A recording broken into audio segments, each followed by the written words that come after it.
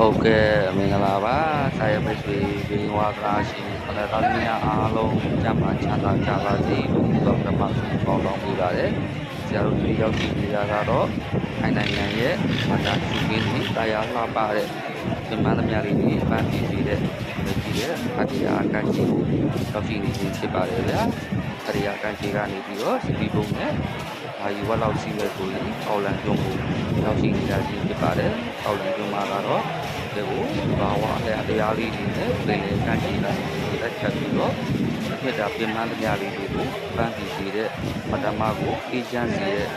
တုံးလေးတစ်ချင်းဖြစ်ပါတယ်ခင်ဗျာကျုံမှာဆိုရင်တော့ဒီကလည်းဒီကိုအောင်မတ္တမကိုစီကားတော့ပဲဗျာ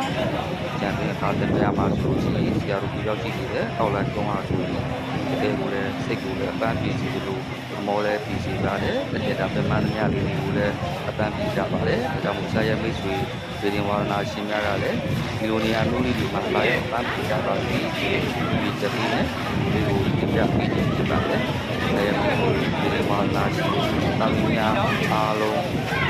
ပေါင်းကြမှာချမ်းသာကြပါစီဒီမှာလည်းဒီဝါလက်လာပါဒီတက်ကြပါလို့ပတ်ညာလေးနဲ့ကြပါစီဒီချက်လေးနဲ့ကြပြီးဖြစ်ပါတယ်ဒါကိုရောက်ကြတော့တောင်းလာကြမှာပါတောင်းလာကြပါပေါ်တော်ဘာဝနာလေးနဲ့ဒီလေကန်းကြီးနဲ့အညာကြီးပါတဲ့မတ္တမကိုစီကားကားတဲ့ကျုပ်တို့နဲ့ဖြစ်ပါတယ်။ဒါကိုဆက်စီမှလည်းဒီဗီဒီယိုလေးတွေကိုလည်း